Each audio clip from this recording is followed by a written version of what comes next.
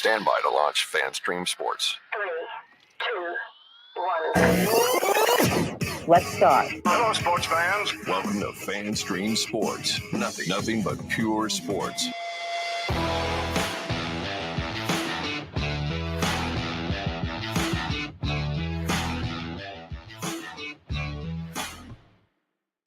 Today's episode is brought to you by the Highlands Performance Golf Center, North Dallas's premier golf practice facility with over 65 grass tees, 2 practice putting surfaces, a short game area, and an 18-hole mini golf course. With covered and heated tees, it's the best place to practice your game year-round. The Highlands Performance Golf Center is located in Carrollton on Trinity Mills, in between Marsh and Midway. Give them a call at 972-733-4111 or check them out on the web at highlandspgc.com.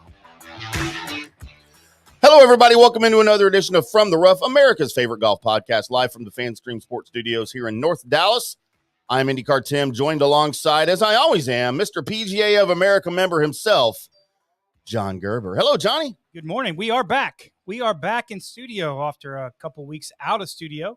Well, you were. Yeah. Well, yeah, you're always in studio. I live here. I know. You should. You should. You should change. Did you forward your address to all your mails here? I saw some mail when I walked in today. Only the ones I don't need. That's right. That's all I care about. That's right. Big week in golf. Big week in golf. We got 2 tournaments to recap for you on this Monday edition of From the Rough. We're going to get into the WGC-Dell Technologies Match play from down in Austin, where Johnny was for a short time. Yeah. And then the 2023 Corales Puntacana Championship, by the way, as we mentioned on Wednesday's preview of both of these tournaments.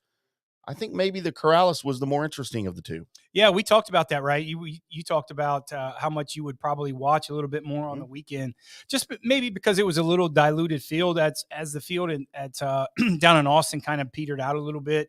Wasn't as many players. That didn't mean it wasn't exciting, but you got a full field down in Dominican, and it was cool. That both tournaments are good. I like both tournaments, and you're right. I watch a little bit more probably of Dominican, probably because a little bit I was tired from Austin. Yeah. So just kind of chilling out on the couch and doing some work at home and things like that. So yeah, great week in golf, and we had some good champions and some good tournaments. So getting into the Corales, we will do the WGC recap after the break, but let's get into the Corales just a little bit. Matt Wallace, first career PGA Tour win. I believe, if my math was correct, and it not always is, but he's the 5th first-time winner on the tour this season. Yeah, it's just one of those events. Again, it was a second-tier event or a off-field event. So, it's still a PGA Tour win. The guys have kind of been he's been a world beater, or not a world beater, but he's played really well in Europe for a long time. So now him getting the opportunity to come over here, he had some conditional status on the PGA Tour. But him coming back over here gives him full status for 2 years. It doesn't give him everything for a normal PGA Tour when he doesn't get in the Masters. He doesn't get in. He doesn't get in the Century Tournament Championship, which I think they need to change that. I think any of the winners should get in that. Not really definitively the Masters. He gets in the Century. You sure? Yeah, that's what I read. He didn't get into the Masters, but he gets into the. Okay, good. Yeah. Okay, that's good. Now I'm glad they changed it because I know in the past that they didn't.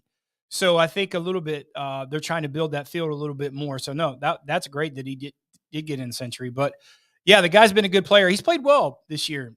He's been in contention. He played pretty good at the Players Championship. Right. Right there towards the end until we had a little bit of boiling over. But yeah, the guy's been a good player for a long time, and it's good to see him get a tour win. Yeah. So what I'm reading here is he doesn't get into the Masters, of course, because it's an opposite field event, but he is set for the PGA Championship and the Century Tournament of Champions next year at Kapalua. Good. Yeah, that's so, and it should be that way, right? I mean, come on. They're making that field a little bit bigger. I don't know why. It's probably one of the hiccups that the PGA Tour potentially did to make Century an elevated field event, which I don't think they should because the field is so small.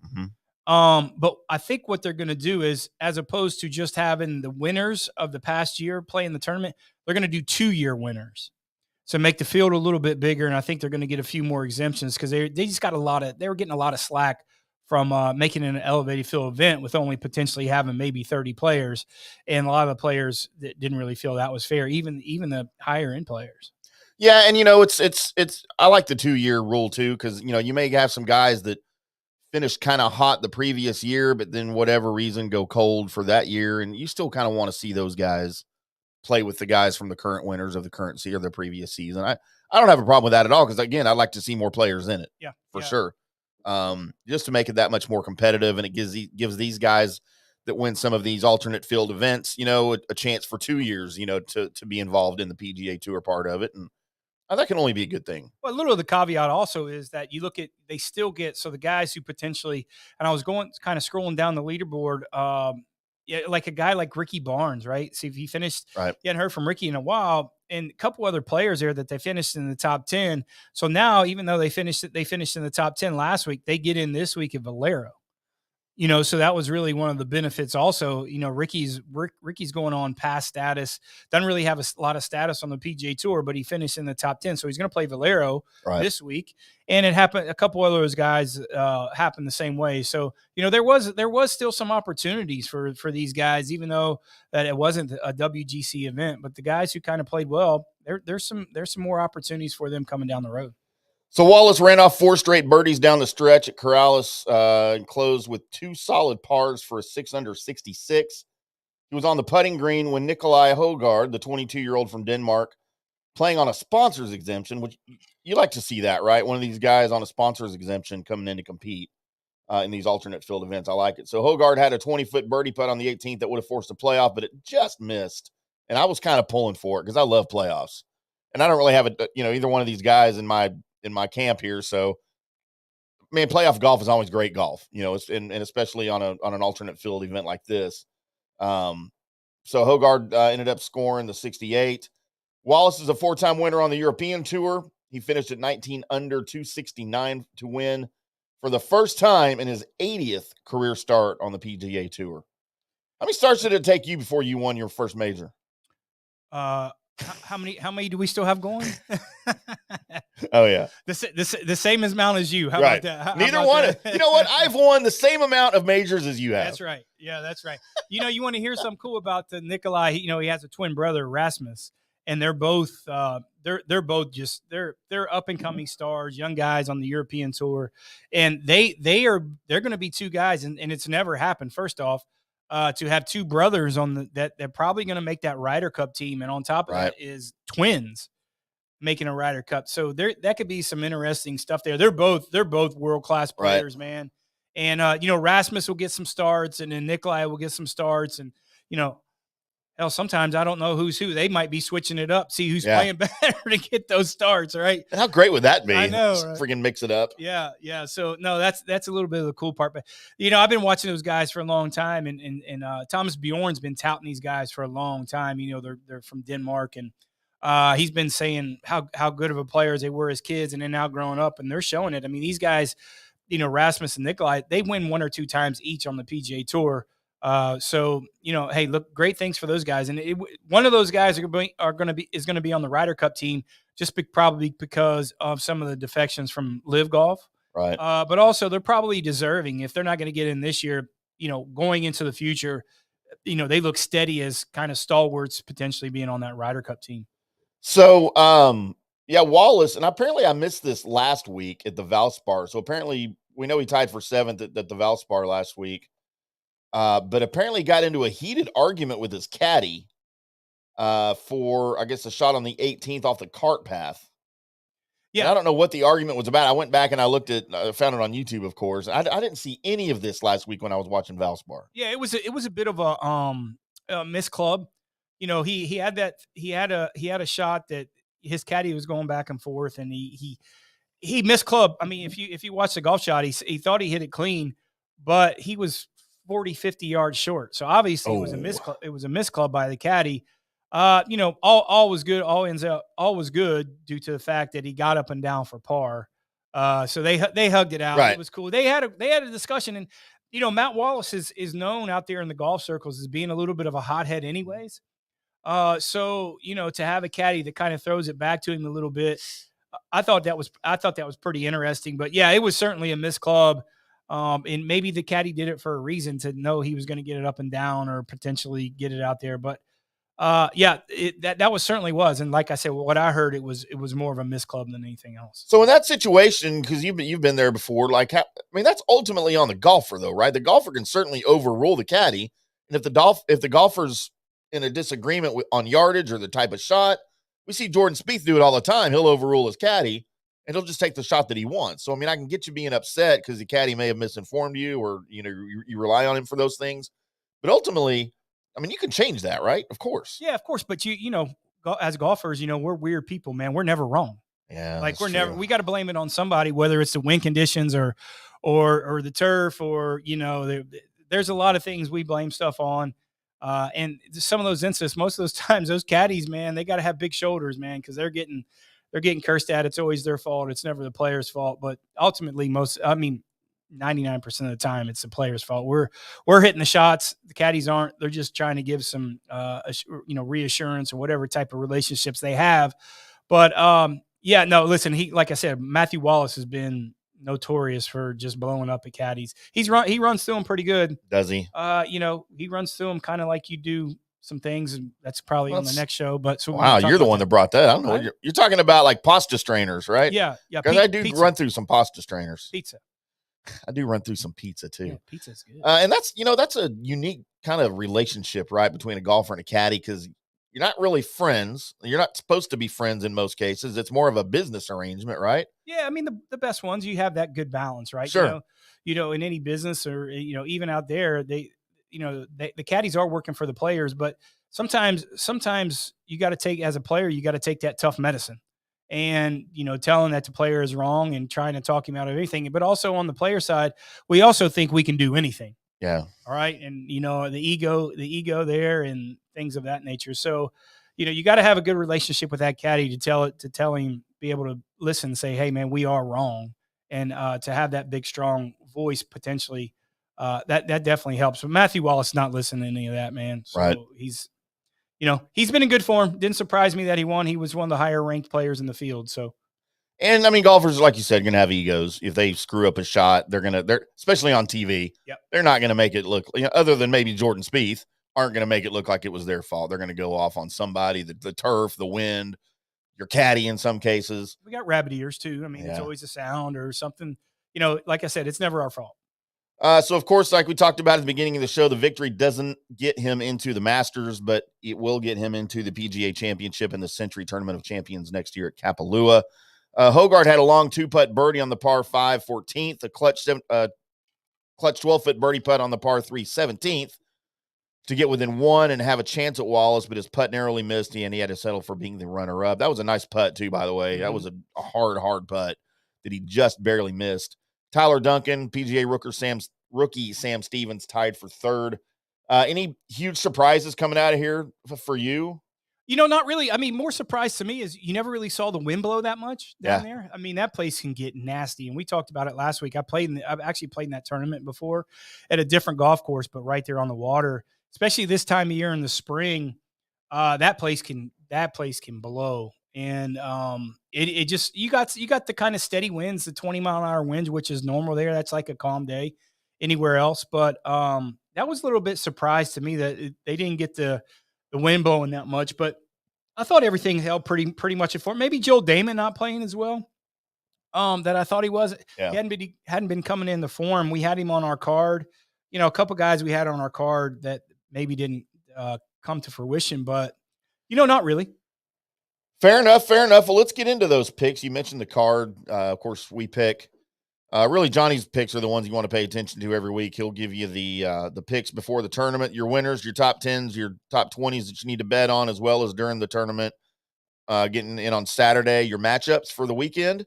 He'll give you your Saturday matchups and your Sunday matchups, if indeed there are any to give.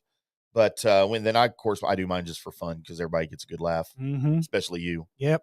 You like to laugh at my picks. Well, not only that, I just know who to eliminate.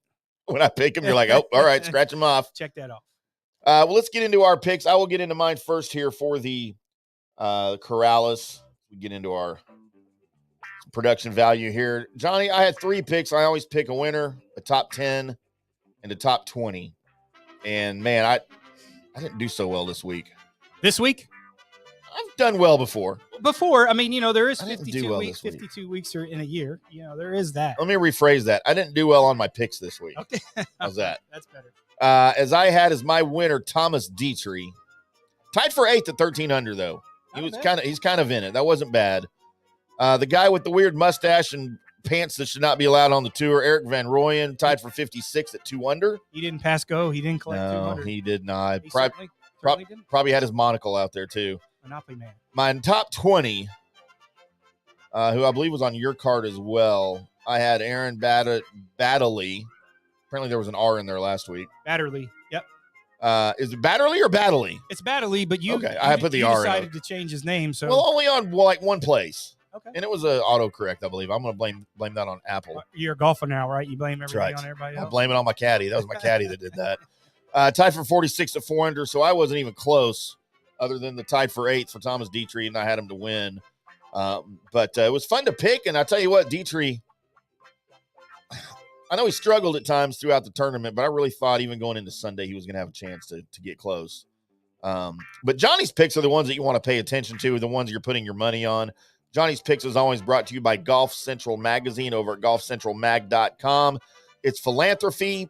Boy. It's philanthropy. Monday blues. Golf lifestyle. He didn't drink yesterday. That's why.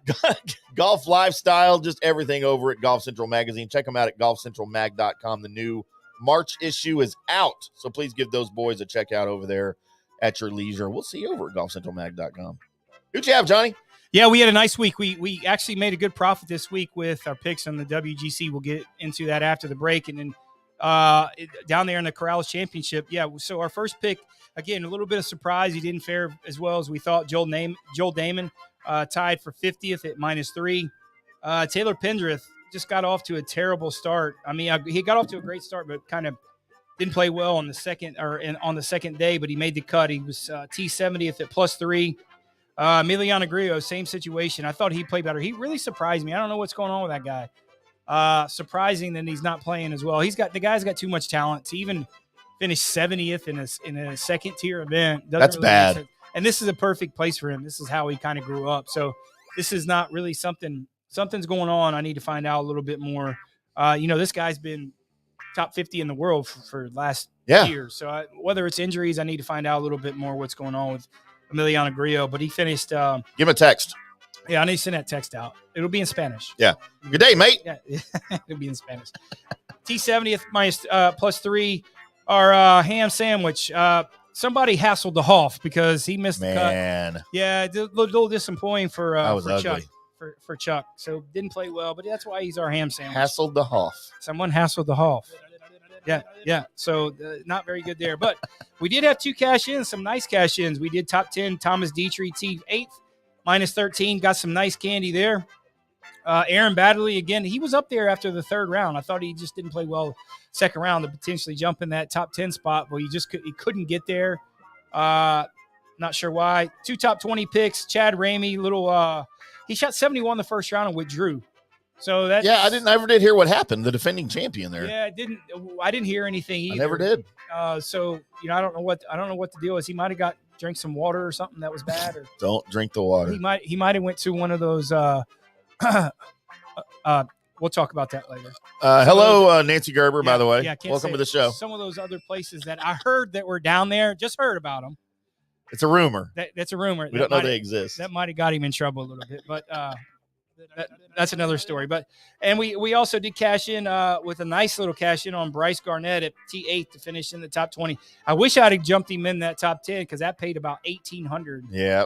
But we did make some really good money there on him at T8 at -13. So a profitable start to the tournament with the Corales. So we made some money there. And we'll talk a little bit later on how we made some really good money with our matchups in the WGC. But yeah, we're gaining on it, guys. Long season still left. A lot of picks coming up, obviously, with the Masters. Big betting week with the Masters. So we might do really well or might be completely broke after the Masters. So, but we got a little bankroll. We're catching up. We're still a little bit in the red, but we've caught up really well on our matchups and had a positive week on our matchups for WGC. It was a good week, and we're going to get into more positives, I think, with the WGC. Yep. We will talk WGC over on the other side. We are going to take a quick break, pay some bills, drink some water. I said water. Water? And because that's what we do around here. We have water. We have water. Water. Can I get a water?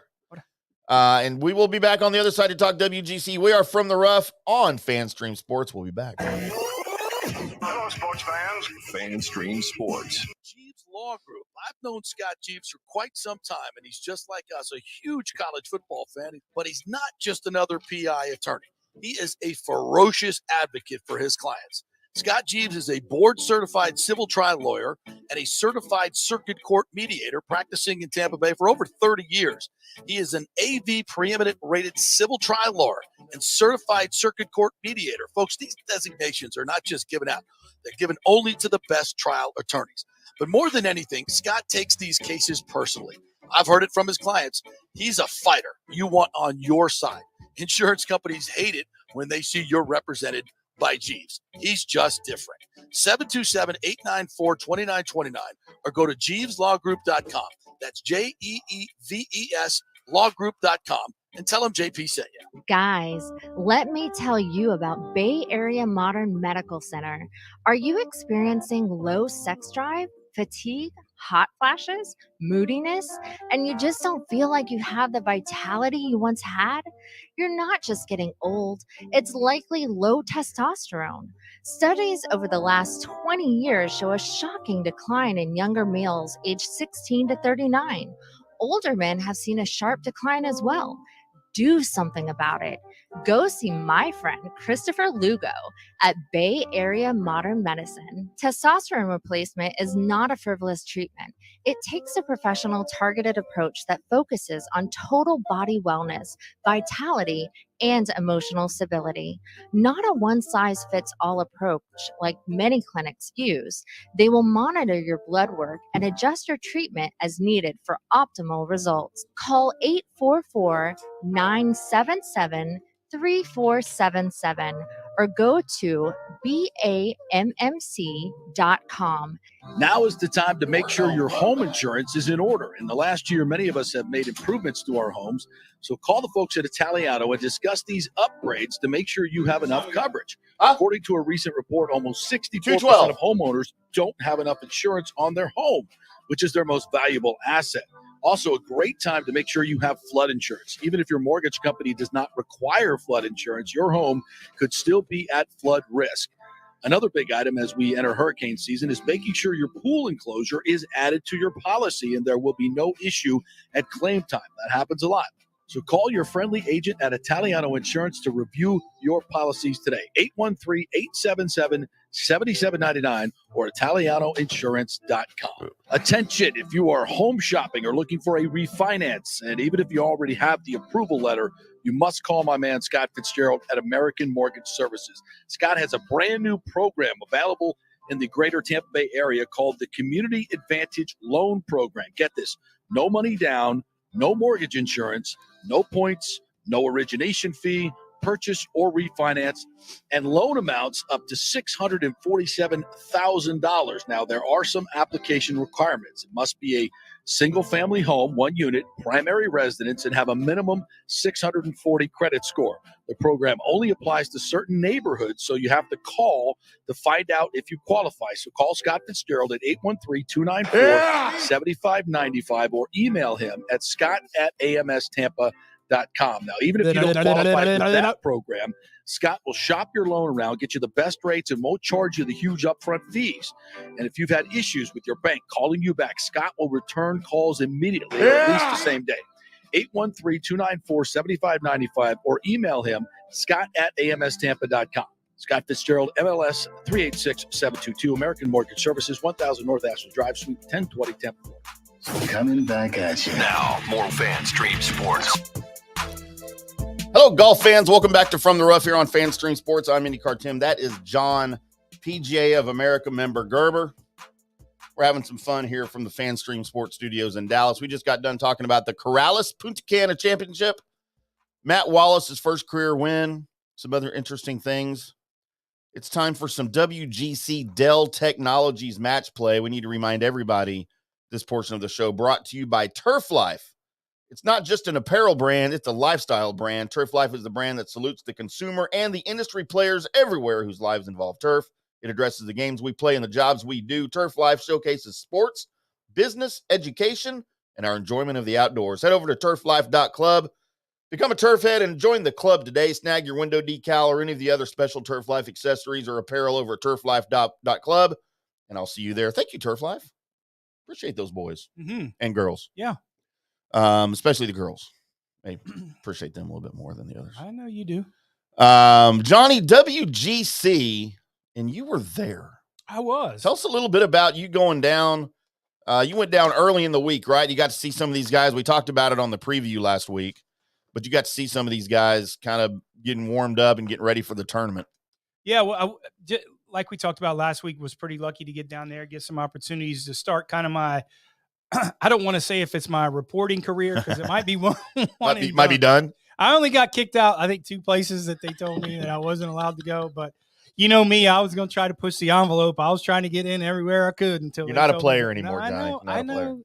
I know. You gave me some pretty good advice. I did before I went down there, but you know me, I don't listen very well. And I was like, you can't think like a player anymore. You're a so, media member now. No, it took me the first day a little bit to get my feet wet. The weather was terrible, and cold, wet, and rainy, and I forgot my umbrella and things like that. So I don't even play golf when it's raining, right, and 50 degrees or cold, let alone be outside and cover it. So no, it was a great opportunity. I got to see a lot of things and some people that I haven't seen in a long time, which is great. A little bit better insight on what's going on. It didn't really help me on my picks. Well, it did a little bit. Not at the beginning, it didn't. And we'll talk about that a little bit later. But no, it was really cool, man. And I was going to go down and play and do Valero this week, but with all the stuff we have going on here in the studios and with FanStream Sports, I'm going to take this week off and then kind of get geared up for the couple events coming up in 6 weeks or a month here, the Byron Nelson, the Colonial, and then I'll go up and do Memorial up in Columbus. So, no, it was a great opportunity to get on the grounds, walk the golf course, be inside the ropes. No, it was cool, man. You know, to some of the things that I kind of noticed, these guys are big these days, man. I mean, these guys are like real athletes, real athletes. And there's no guys smoking heaters on the driving range and, things like that, man. These guys are all business, all serious. And I started the day before the tournament went down to start with the practice round. And just being on the range with them, I mean, I'm literally, 3 yards from them just there. You don't say much. Friends with some caddies and still friends with a couple players, but these guys are all business, man. They got their coaches there and they're working. And that was a little hard thing for me, the balance of, I don't want to mess with them and ask for an interview while they're working because I kind of get that part. But it's not like it used to be, man. And there's not a lot of joking around out there on the driving range. And, listen, it's the best, it's one of the best tournaments in the world, this thing. So it's a big, highly elevated event. So go down there and get my feet wet in this was cool. So I'm looking forward to kind of, doing a few other things, down the road with him. But no, it was cool. Some players that I kind of missed on that I thought were going to have some good success this week didn't even get out of their pods. And I think I got kicked off a couple of shows that I usually do through the week. They just didn't ask you to come on, did they? They didn't ask me to come on. We can always come on this one. I appreciate it. I mean, it's your show. Yeah, so yeah, thank you. But no, all kidding aside, I didn't get kicked off. It was just I hit a couple foul balls on some of these things, but we ended up pretty well on the betting side. So no, great experience. This is unfortunately the last year for the match play. So we'll see what happens. Man, I hate that too. Yeah. We talked about it Wednesday on the preview show. I hate that because this is maybe the most fun that you get out of the majors and the fifth major and all of that, at least to me. It's the longest week though. It is, and I get it for the players. I mean, I get it. It is a long, for the ones that finish well, it's a long week. And especially that golf course. It's really difficult to walk.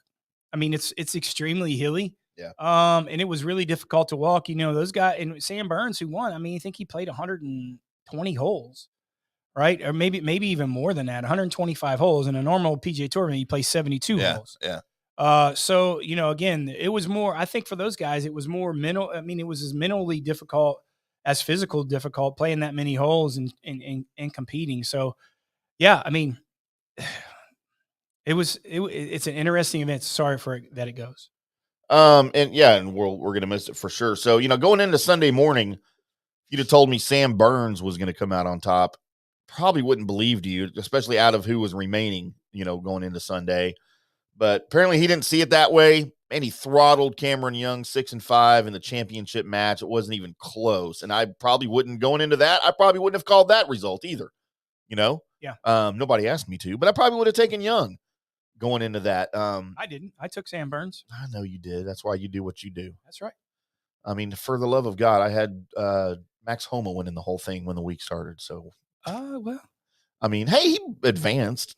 He did. He got out of his pod, which is great. Yeah, that's a good start for you. He did. That's a good start for you. We'll get into our picks here coming up here towards the end of the segment. But the day began with somebody going to be champion, and Scott. I'm sure everybody thought Scotty Scheffler, right, or Rory, coming out of all of that. But man, Sam Burns just had something going on that was special, especially on Sunday. I think probably Saturday and Sunday. I didn't watch a lot of him early in the week, so I don't really know how the early part of the week translated into the weekend for him. Again, I didn't see him much. But, man, whatever it was that he was eating over the weekend down there in Austin, we need to find out what it was because I want some of that. Yeah, no, it was a week at the beginning of the week, kind of same thing as you. I didn't really see him coming out. I mean, there was nothing that, when I was down there that really jumped out to say, hey, man, listen, he's going to have a great week. I didn't think he was hitting it great on the driving range. He was hitting it solid, but I didn't think he was hitting it great. He didn't really have a lot of gadgets like some of these guys had on there. So I knew he was in good form. He looked like he was pretty fit. He was kind of going around, but there was nothing that really jumped out at me that said, boy, he's got a chance to really win this week. But that just goes to show the solid play that he did. He birdied 43% of his holes. 43%. The tour average on a normal PGA is like 22%. Right. That's crazy. That's crazy. And I think his putter, especially the last two matches, he putted the ball fantastic. I mean, he hit it as good as he needed to hit it, but his putter was amazing, especially that last round.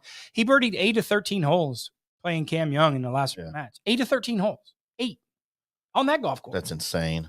And it's, you make 8 birdies in 13 holes. I mean, you're going to beat a lot of people. And that's just what he did. And, he didn't give away holes. That's a little bit of the key secret to match play. He was never out of a hole. All the 120 holes that he played and all the matches that he played, he was never out of a hole. So, that just goes to show you he was playing solid. And as soon as his putter started getting hot, burning I've never heard of 43%, burning 43% of your holes. Yeah. I mean, like I said, the guy just won the golf tournament. No one gave it to him. He didn't give it to anybody else. He just went out there and won. And good for him. So you start thinking about a guy like Sam Burns potentially going into the Masters next week. I mean, is he going to be 2 or 3 favorites? I mean, I don't know. There's no way. He wouldn't. He has all the attributes. He hits the ball far. He putts the ball good. Those greens are every bit as hilly and undulating as Augusta. So, it maybe he takes a week off, gets a little bit of rest, but I don't even like that. Here's why: he's playing so well. He's getting so hot. Maybe his momentum goes down a little bit, taking a week off and kind of slows him down. But, I certainly believe he's got to be one of the top 5 favorites going into Augusta next week. And that's crazy to think about when we started the year. I don't know that his name would have come up in our top 3 or 5 favorites going into Augusta for sure. But Burns shot out in front past Scheffler, 3 up through the first 3 holes of the semifinals.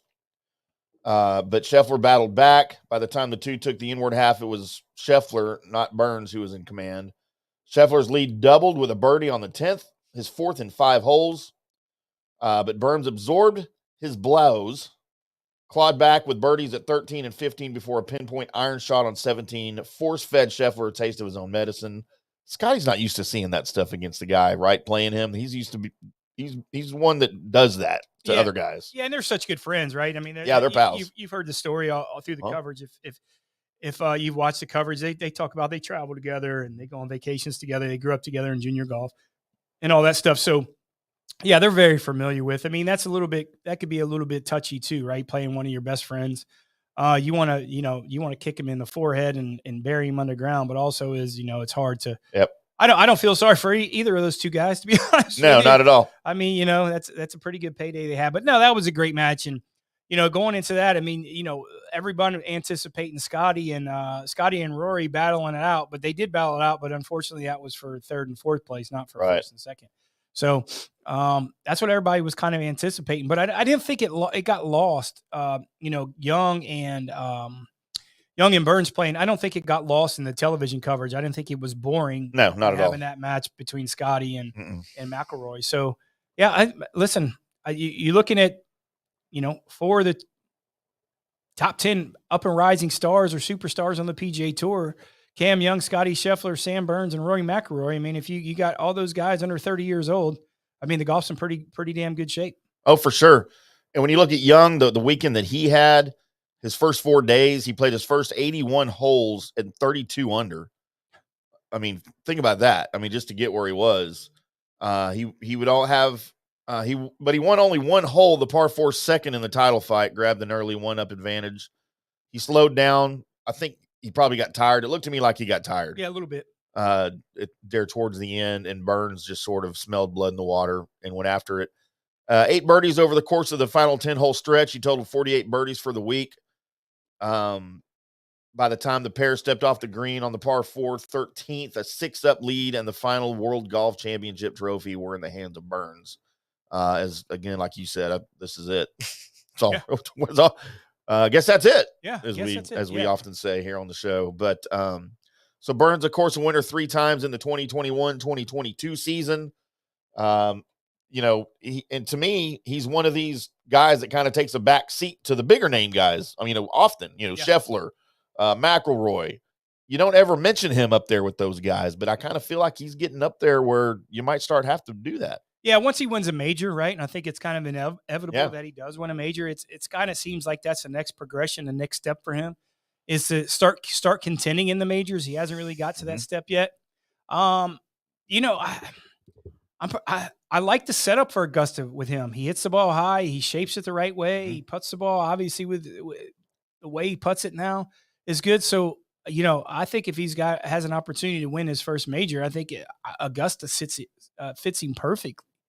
And, and why not, right? I mean, he hits the ball plenty far and he hits the ball plenty high. So that's a couple of the secrets that you really need to have for Augusta. But going back a little bit, I think this is Rory is playing so well.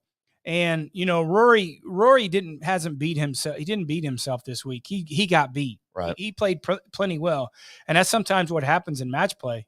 Rory just didn't beat himself. And I think Rory's playing as well as he's played going into Augusta in a long time. Yeah. And he's hot. Yeah. I think his chances to go in Augusta to win the Masters is as good as it's been in years. He's playing as well as he has. And I really like his form. I think you and I talked a couple of days ago about the little interaction I had with Rory down there at the WGC. And just to let everybody know, golf's in great hands. The guys put the PGA Tour on his shoulders, and there's another. And I wasn't really rah-rah on Rory until I met him this past week. And I've never been more impressed with a superstar in my life. I mean, I've been fortunate to play golf with. I mean, there's difference between star and superstar in the world of sports. I mean, you have your Jordans, your Gretzkys, your LeBrons, and whoever you have in your baseball. I mean, Rory is superstar. Tiger. Rory's a superstar. He is in that category, and he is the most approachable, humble superstar that I've ever met in the world of sports. And I was blown away by him in terms of a person, and doing a little quick interview with him down there. And the PGA Tour did it right and knew what they were doing when they relied on him to kind of be the face of the PGA Tour. It's a great choice. And he's up for the challenge, man. And like I said, hats off to Rory. We're talking about the payouts and kind of with that $20 million purse for the WGC. Let's look at real quick at how the winners' pay turned out. I think I get my cut a little bit, don't I? Yeah, I think your cut's involved in this just a little bit. I got to pay some bills. See if you're on the screen here. I don't know. I don't see your name here anywhere. Okay. I didn't get out of my pod. For those of you who didn't get, man, I never get out of my pod. I need a bumper sticker that says that I didn't get out of my pod. Yeah, that's great. But here's your payouts for the top 4. If you're watching on video, if you're listening to the recorded podcast, either now or later, Sam Burns takes home $3.5 million out of the $20 million purse. Cameron Young finishing second, $2.2 million. Rory McIlroy, $1.42 million. And Scotty Scheffler for 4th place, $1,145,000. $100,000. Not a bad payday for any of these guys, for sure. You know, it was a funny comment. He didn't say it. He said it about Scheffler. Sandberg said it about Scheffler after they finished their semifinal round. And they talked to him afterwards. He's like, what do you think? What do you think about playing your best friend and in the semifinal round, and you guys both playing well, and things like that. And Sandberg said, Scotty's just really good at golf. He's just really good. And I think that's a cool. Great quote. Think, yeah, it's a great. That's a just a. I mean, obviously, Captain Obvious, right? But that's such a good quote. He's he's good at golf. Yeah, I have the full quote here. He said, "I knew it was going to be a tough match with Scotty. I love him to death, but he's really good at golf. Very frustrating to play. I got off to a great start. I knew he was going to battle back, and I didn't have my best stuff halfway through the round.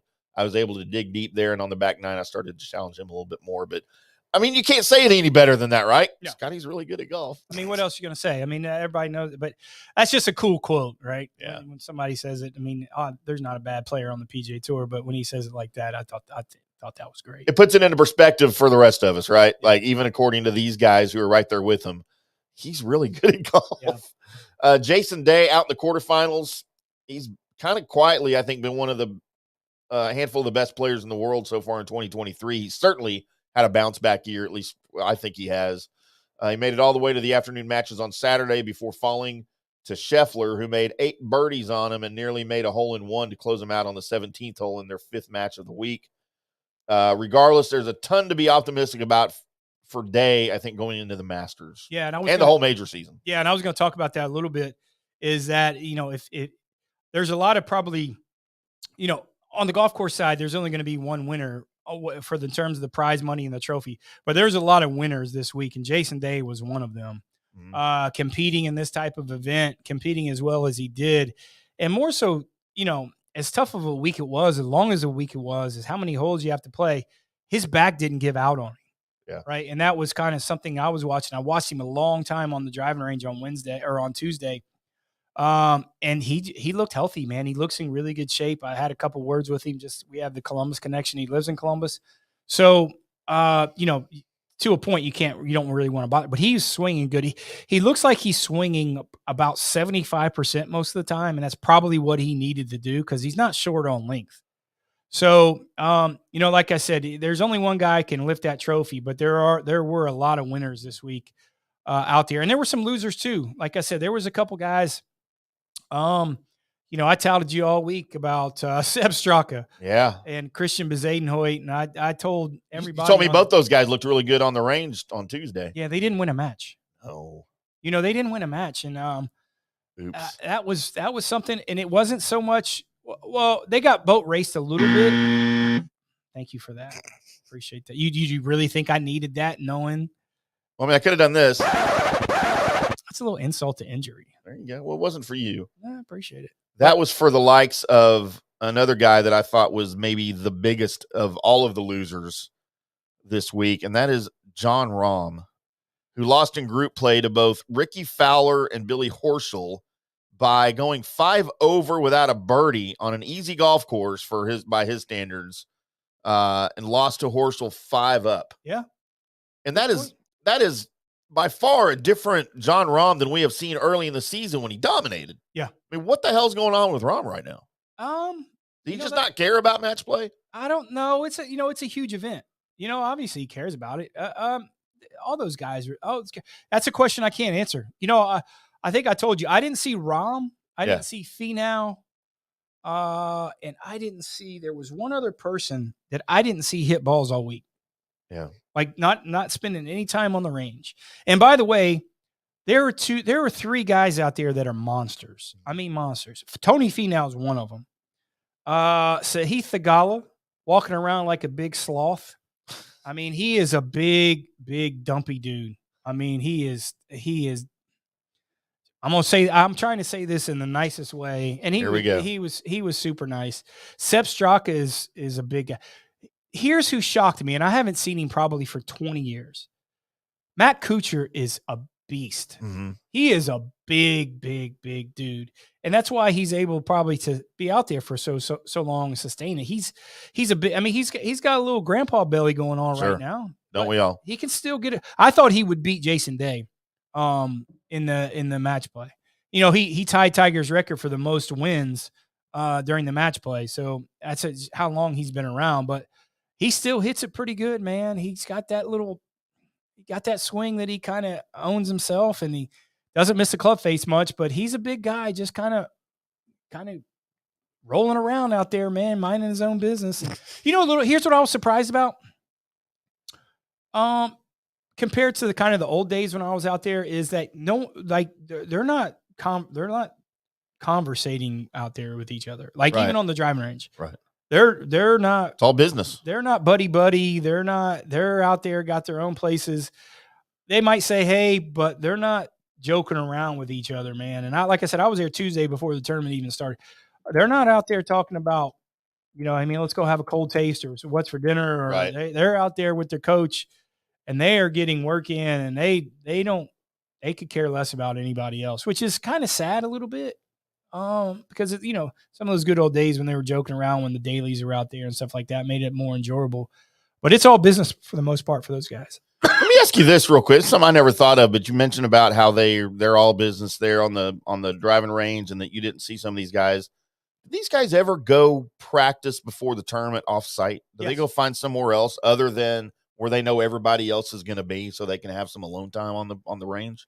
Yeah, a lot of times, but it wasn't specifically this tournament. Here's why: is because first off, ACC is kind of out there, and the traffic is so bad. Yeah. And there's not really a golf course around like that they can kind of go to and then kind of get back. So they're kind of on their own deal. But a lot of times in different tournaments, if they just, you know, they want to do that and there's a golf course closer. Yeah, yes, they do. This week they just didn't.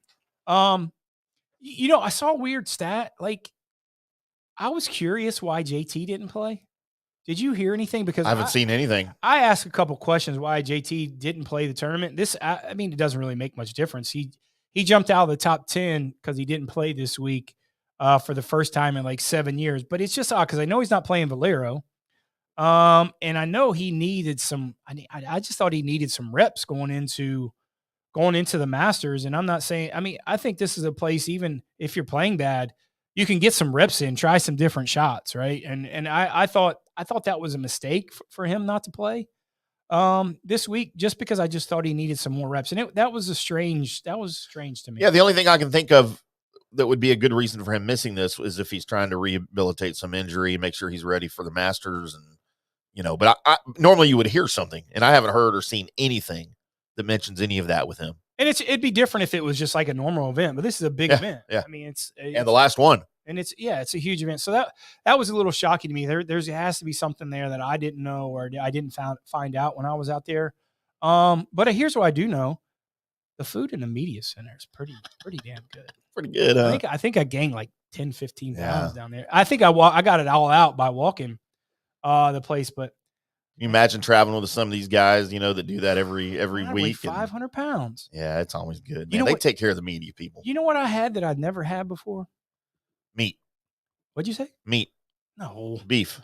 Well, I know you don't ever see me eat. I don't ever see you eat. They had this like grilled corn on the cob that had like feta cheese, like sprinkled feta. Oh, wow. Have you ever had that? Probably, but I can't think of it. Man, Sounds like a very Texas thing. I took a couple of back to my hotel. You fill your pockets It up was full of good. food. Man, I was like, what is this? I mean, you know, like that charred, the charred corn on the grill. Sure. And then they have it with like sprinkled with like feta. Yep.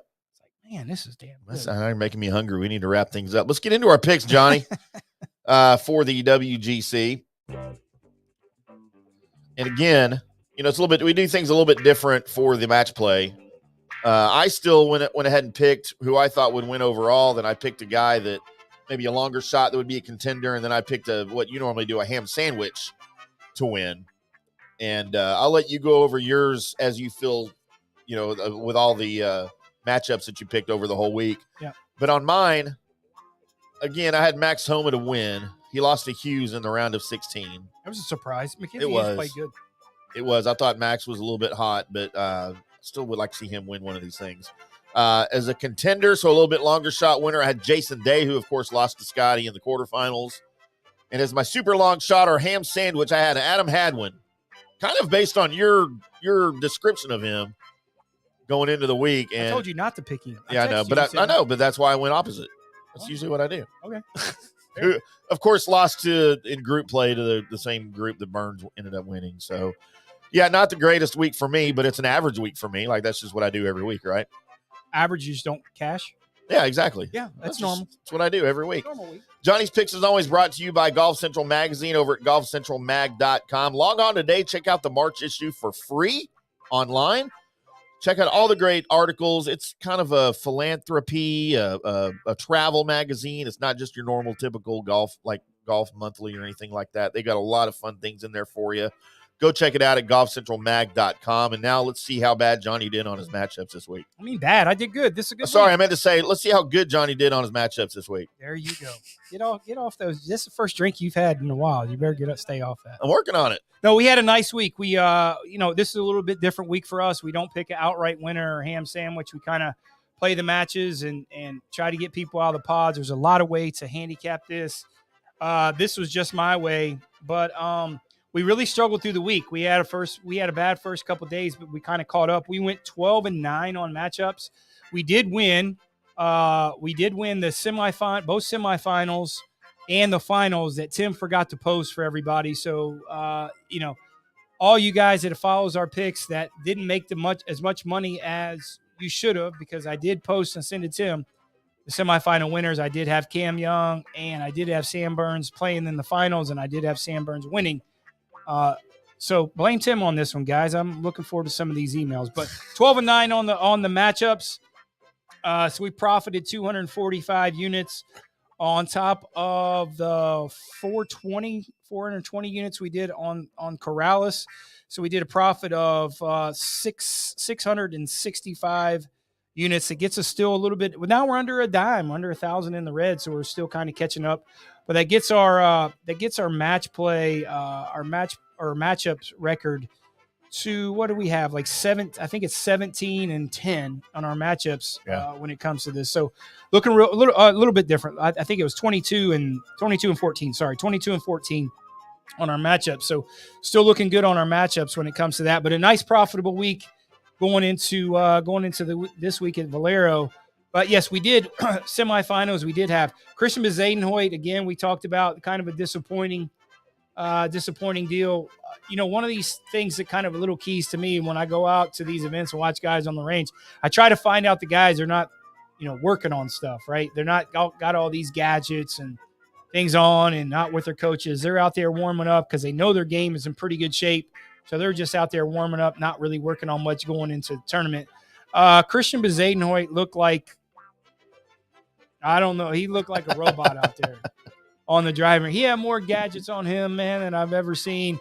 And as soon as I saw that, I wanted to call every place I do interviews with across the country and tell them I'm sorry that I messed up, because once I saw that, I was like, I knew I was in trouble. He was clearly looking for something. Yeah, and that's kind of got me. And a little bit also, Sepp Straka. I was telling Sepp Straka, if you watch Sepp Straka hit golf balls on the driving range, even for those guys, it's super impressive. And I was impressed so much how he hit the golf ball. Now, that doesn't lend to, him winning or winning matches, but boy, it's ultra impressive, man. And I don't know, I can see why he's staying out there for the PGA Tour, but this is an event that I think he needed to play well to have some Ryder Cup, get some Ryder Cup points, man. I think they need this guy on the Ryder Cup team, being from Austria. And it really shocked me. Kind of one of my disappointments. And as we talk about the disappointments, I told you about Adam Hadwin, Joey Cruz. I talked to him. I was out there, first guy I kind of talked to when I got out there on Tuesday morning. He was kind of working on too many things that I didn't like. And then for him to miss the cut last week at his favorite place, Valspar, I knew that wasn't him coming into this week trying to find something. I knew it wasn't going to be good for him. He did win a match. He won his last match, I think, just because it didn't really mean anything. So, some of those disappointments. I told you guys at the beginning of the week, I think I text some people, bet against Alex Noren. I watched him score like 5 chips on the chipping and putting green. He had to say 4 a couple times, and that's not really good. So I knew when that was happening, and he came to fruition. He didn't win a match. So that was a couple of things I was right on. Going into this, I like to kind of pick myself what I was right on, what I was wrong on. And I was a little bit good on both. I had some rights and had some wrongs, but we did come out with a profit. So it's kind of all that matters. So we are on to Valero. That's all that matters. That's all that matters. We're on to Valero. Yep. So next week, of course, we've got the Valero starting on Thursday, and we will be back on Wednesday to do the preview for the Valero, 5:00 Central Time on all the Fan Stream Sports outlets, and then the next day on the recorded podcast, or probably late that night on the recorded podcast. We'd like to get all of those picks out there for you guys. Johnny will have his winning picks. I'll have my unwinning picks just for your entertainment purposes only. Mm-hmm. Bet against them. Bet against me. Real quick, we've got just a few minutes. We talked last week, Johnny, about the the R&A and the USGA's proposal to limit the distance that golf balls can fly and the speed they can travel. It's been an interesting an interesting situation in this, as Rory McIlroy has come out in 100% complete support of this, which is big because, as you've mentioned, he's the biggest voice for the PGA Tour. And everyone's saying that it's probably a likely first step into them adopting it if it becomes an actual local rule. Now, the reason being, and he admitted, he goes, this is going to be an unpopular opinion, and I think that's putting it rather mildly, because most of his peers, Justin Thomas, Keegan Bradley, Webb Simpson, have all come out last week against the proposal. So there's no doubt Rory McIlroy has a motive in all of this. And it's speculated that the reduction in ball flight would probably, but not definitely, help longer, better golfers. So the quote that Rory McIlroy had was, he said, selfishly, I think it helps me. I think this is only going to help the better player. It might help the longer player too in some ways, but I think it's going to help the overall professional game. I think it makes guys hit some long irons again and some mid irons, and being able to hit every club in your bag in a round of golf. I can't remember the last time I've had to do that. I don't know if this change in the ball will make us do that, but it certainly is a step closer to that.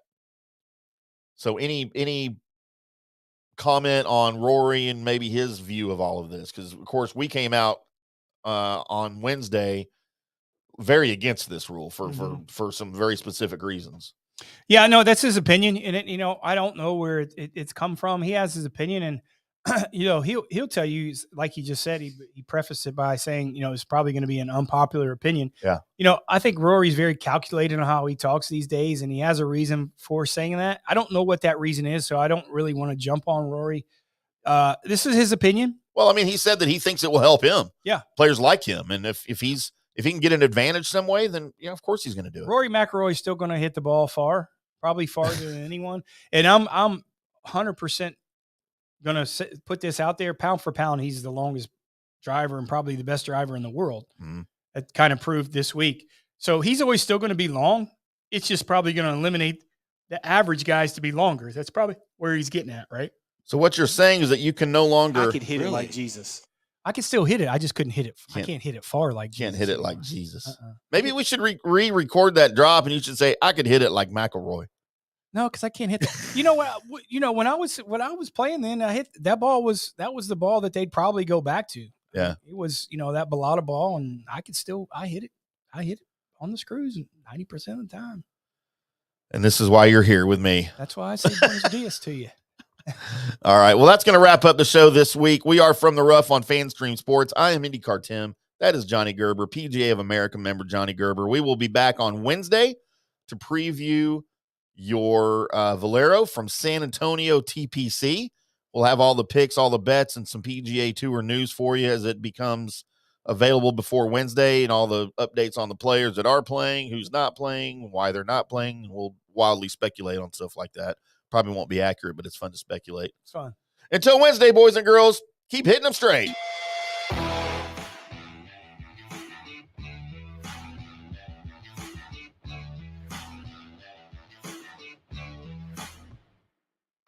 Today's episode is brought to you by the Highlands Performance Golf Center, North Dallas's premier golf practice facility with over 65 grass tees, 2 practice putting surfaces, a short game area, and an 18-hole mini golf course. With covered and heated tees, it's the best place to practice your game year-round. The Highlands Performance Golf Center is located in Carrollton on Trinity Mills, in between Marsh and Midway. Give them a call at 972-733-4111 or check them out on the web at highlandspgc.com.